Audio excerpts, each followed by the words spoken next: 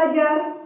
Peristiwa pembakaran seperti tadi pasti sering terjadi di kehidupan kita sehari-hari. Saya yakin pasti familiar bagi kalian. Ayo kita belajar bersama-sama mengenai reaksi pembakaran ini.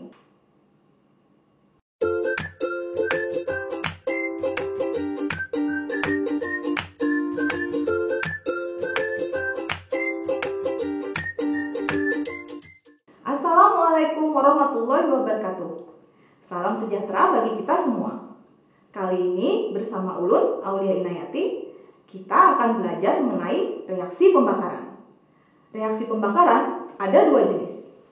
Reaksi pembakaran yang bersifat sempurna dan reaksi pembakaran yang bersifat tidak sempurna. Mari kita bedakan. Pembakaran sempurna terjadi jika oksigen berada pada kadar yang cukup. Kita ambil contoh pembakaran pada sampah organik. Sampah organik mengandung banyak hidrokarbon, sehingga jika dibakar akan menghasilkan karbon dioksida dan air. Karbon dioksida, ya, senyawa yang harus dikontrol konsentrasinya di atmosfer kita. Karena jika konsentrasinya berlebih, akan berdampak negatif pada atmosfer kita. Sebagai contoh, apa yang kita rasakan saat ini? Pemanasan global. Mari kita lihat ilustrasinya berikut ini. Gas seperti karbon dioksida pada atmosfer berfungsi sebagai penyerap panas bumi dan penyerap panas matahari untuk dipantulkan kembali ke luar atmosfer, sehingga panas yang sampai ke bumi dalam kisaran normal. Namun, bisakah kalian bayangkan jika gas ini melebihi ambang batas?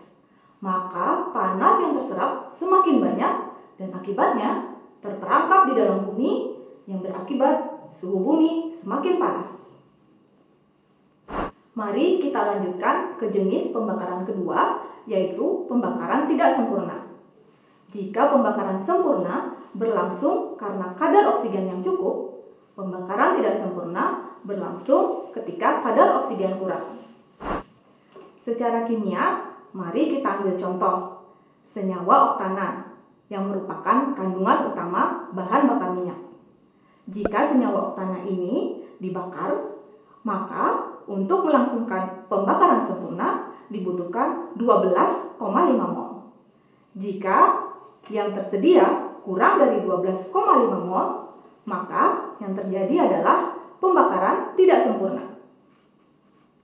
Pembakaran tidak sempurna akan menghasilkan senyawa karbon monoksida, karbon dioksida, dan air.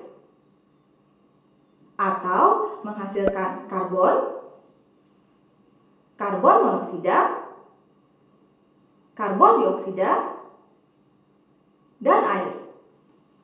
Reaksinya dapat kita lihat sebagai berikut. Jangan lupa ya, reaksi kimia harus dalam keadaan seimbang.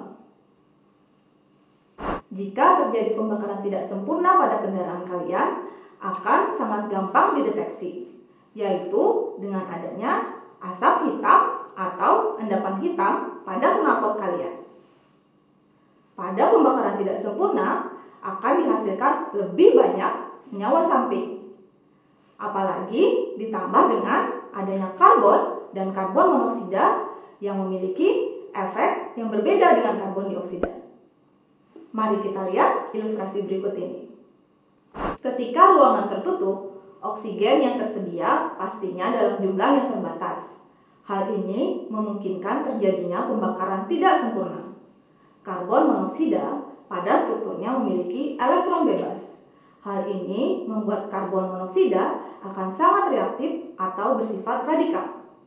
Jika berinteraksi dengan hemoglobin dalam darah, karbon monoksida akan lebih agresif untuk diikat oleh darah. Akibatnya, darah tidak mengikat oksigen sehingga terjadilah keracunan. Baiklah kawan belajar. Jadi, pembakaran sempurna atau tidak sempurna tergantung pada kadar oksigen yang tersedia. Jika kadar oksigen kurang, maka pembakaran tidak sempurna semakin mungkin terjadi. Dengan memahami reaksi pembakaran ini beserta dampaknya, Sebaiknya kita lebih bijak dalam meminimalisasi pembakaran di kehidupan kita sehari-hari. Semoga pembelajaran kita bisa bermanfaat. Jangan lupa selalu akses portal Kawan Belajar dan selalu semangat belajar. Sampai jumpa. Wassalamualaikum warahmatullahi wabarakatuh.